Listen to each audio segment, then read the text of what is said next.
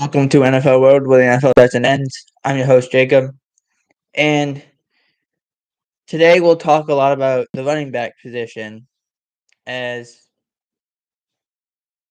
Saquon Barkley told his team he won't report to camp. This is a contract issue, and Barkley explains that he believes the NFL tagged Josh Jacobs, Tony Pollard, and himself to prevent them from hitting free agency and the cap the salary at $10 million. That seems likely because if you look at all these running backs who got paid this year, they're not getting paid $10 million. They're getting paid $6 million. They're getting paid $5 million in that range because when you're a running back, your career does not extend like a quarterback or wide receiver or linebacker or anything like that. Because in those positions, you can play 15 years. But as a running back, it's rare. Like, you're not going to see the Adrian Petersons do that or the Frank Gore's do that. I was lucky enough to see that in my time. But for a Saquon Barkley who's been hurt before, that's a lot to ask of him. And one of the many reasons why they chose, let's not do that. Next up is on Friday, it was announced before that, but on Friday, Dalvin Cook was released. Dalvin Cook was slated to make $11 million. Did not happen. The Vikings were like, no, we're not going to pay you that. We feel that Alexander Mattison and players that we have as a rotation can do what you do. Maybe they can't. And on all these news websites, even on the Pat McAfee show, they're like, he's only 27. Well, you're looking at it as a player. Look at it from a team's perspective. A team's perspective is looking at it saying, our running back's 27 years old. So at best, we have him 3 years before he starts going downhill. Do we want him here for 3 years? And on the Pat McAfee show, they brought up Ezekiel Elliott. And I've said this before, you can find it. Mike Fisher described the whole reason of why Zeke Elliott was not brought back. He said, and I quote, I'm paraphrasing a little bit in this quote, but he said, the Dallas Cowboys, when they had DeMarco Murray, did an independent study. They saw before that, everyone said, okay, 30 years old, that's when you shouldn't pay a running back. And the Cowboys did an independent study with DeMarco Murray, who had like 400 plus carries that year.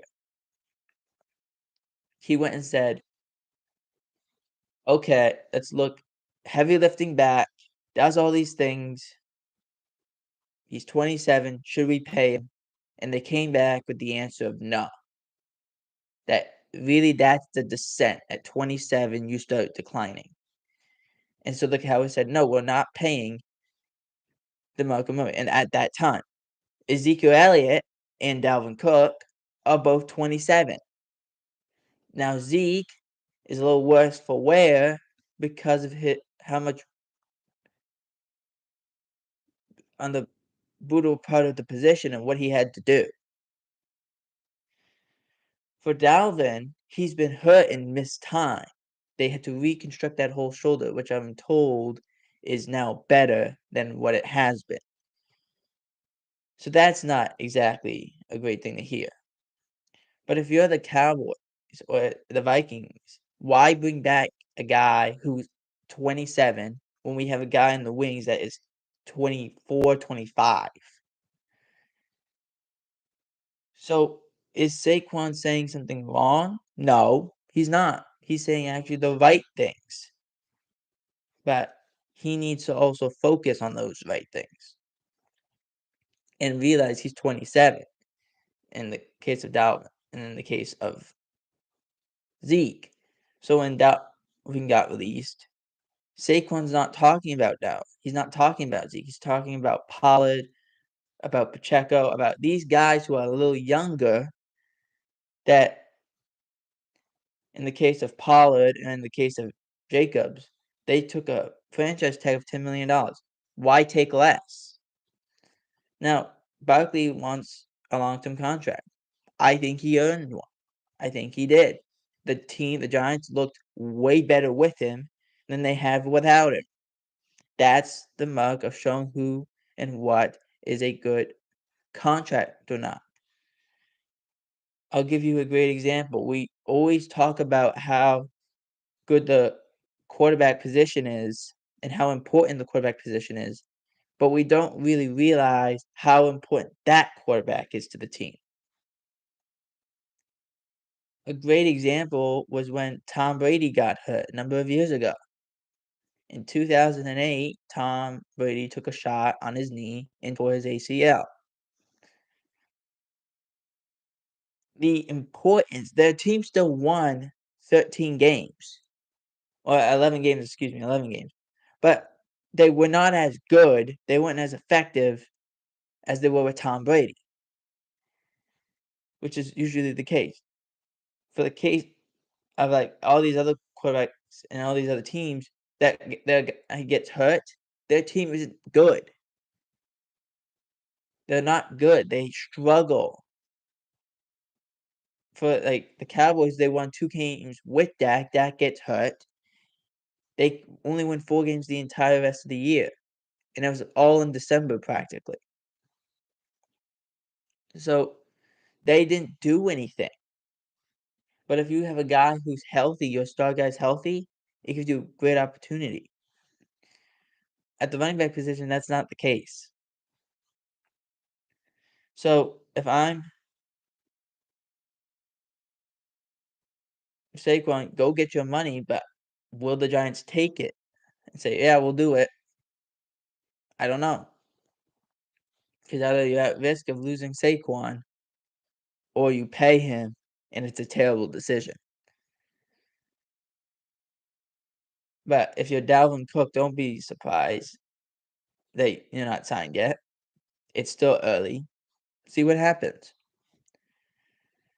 Dalvin Cook also said he's not going to take, according to Tom Pelissero, he said, "I'm not going to take a $4 or $5 million contract," which is probably what he was going to be offered.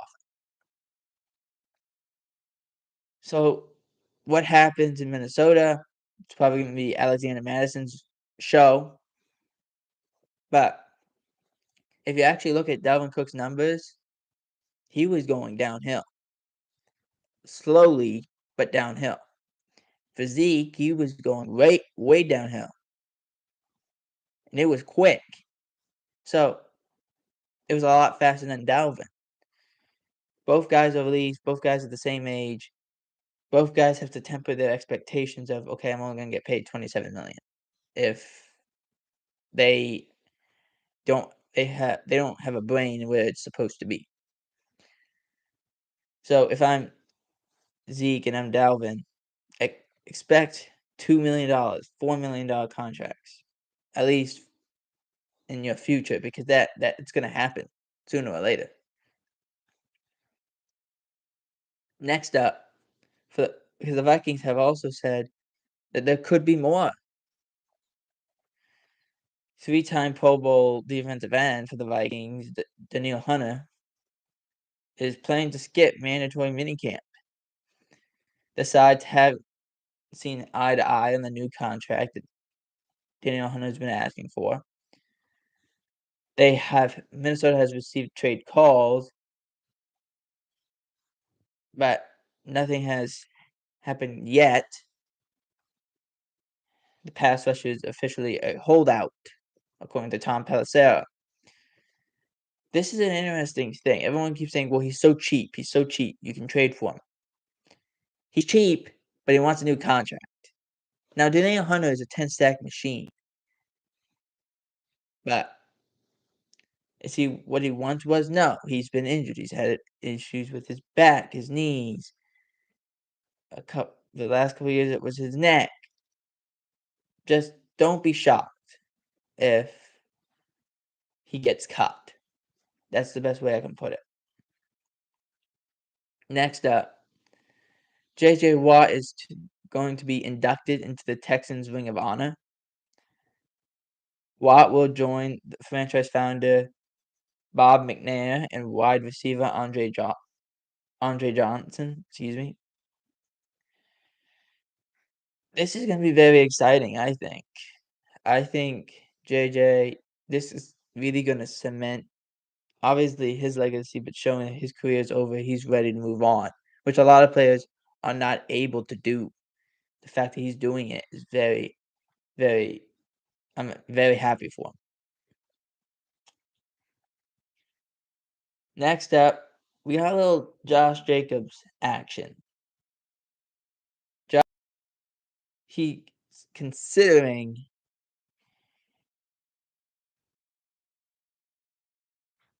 asking the Raiders to rescind the franchise tag. Here's what actually was written on CBSSports.com by Cody Benjamin. 3 months. Okay, hang on. There it is. 3 months after receiving the franchise tag, Raiders star Josh Jacobs is yet to sign it. He's now offered several hints that he never will, leaving his immediate future up in the air. Fresh off a career season, 1,653 yards, Jacobs was due roughly just over $10 million and roughly an $8 million raise from 2022 if he signed the tag. But his comments are, and you have to consider, both official and otherwise, since getting tagged. Jacobs indicated that he hasn't been around the team in months. This was in April 28th, and doesn't plan to return anytime soon. Jacobs shared on I Am an Athlete video, advocated for him to play hardball in negotiations for a new contract. That was in June 1st. June 6th, Jacobs does not report to mandatory minicamp, though his attendance isn't required as a technical free agent. And June 8th, this is where it gets sideways. Jacobs cryptically tweets that, June 8th, he likes a tweet from Robert Griffin III suggesting it's offensive how the NFL treats running backs financially. We just talked about that with Dalvin Cook and Ezekiel Elliott and how this has worked. You're older, that's what it goes. For Josh Jacobs, it's not the case, but he's still a heavy lifting back. And on June 10th, Jacobs cryptically tweets, "We're going to do it for the ones after us," potentially referring to seeking top tier running back money. Now, I was thinking about this. There's a chance that they rescind the tag. Now, what do I mean by rescind? I mean they remove the tag from him and he becomes a free agent. That could happen. If he becomes a free agent, we're in June right now. If he becomes a free agent, like a lot of people are knocking down his door. Unlike Dalvin Cook and Ezekiel Elliott, who are expecting big time money, even though they're older guys. He, a little bit of a younger guy, yes, a heavy lifter, but had his best year, is a good pass catcher. You can make these things work. But it's just interesting to see the rushing leader, NFL's rushing leader, could be on the move this offseason, and we didn't know about it, and it could be near the end of the offseason when he's on the move. Next up, DeAndre Hopkins. I've gotten this a lot. Where's Hopkins gonna go? Where's Hop gonna go? Where's D Hop gonna go? The Titans are quote unquote putting out all the stops for DeAndre Hopkins. Now, the Titans are in an interesting thing. Are they just going to take are they just gonna like start over, or are they gonna go and say, no, we're one piece away. We just need one piece. This move shows that they're probably in that direction of we have one piece and we're good. Hopkins is Hopkins is taking a visit with the New England Patriots this week, which I think is the best place for him to go, personally. I think that fits him the best. I think it helps Mac Jones out the most. It gives you a weapon. But I was thinking about this last night. What about Chicago, LA for the Rams? Because everyone's saying Bills, Chiefs, Patriots. What about Chicago? What about Rams? What about Raiders if the price is right? Like, there's a lot of options that they could go. I think if you wanna go win now, Rams and Bears could be a good place, or even Lions in some considerations. You could think about going to Lions. I would be intrigued if I was DeAndre Hopkins in doing that. Those 3 teams are on the rise, they have young quarterbacks, but also New England is not a terrible spot. It seems unlikely because Bill O'Brien is there, but it could happen. A lot of people also say, "Well, why isn't he signed yet?" When you're a free agent and a high-profile free agent, you don't have to sign right away. Take your time. Take your time. You're 30 years old. You don't need a training camp to be in shape. Just take your time, lean back, recoup and recover a little bit, and then go and sign with the team you want for as much money as you want. Now, the Raiders, I will say this, that seems a little unlikely because of how much Devontae Adams is getting paid, but if you can make it work, I do it. Same goes for, like, Dalvin Cook. How much does he want, and what are we asking him to do? And can you make that work? Absolutely, you can make that work. The one thing billionaires know is how to make money. Don't be surprised if DeAndre Hopkins and Dalvin Cook find a way onto a roster and make quite a bit of money. Or maybe they'll go and take a small contract and cash in next year. For NFL World, I'm Jacob Hebert. Out.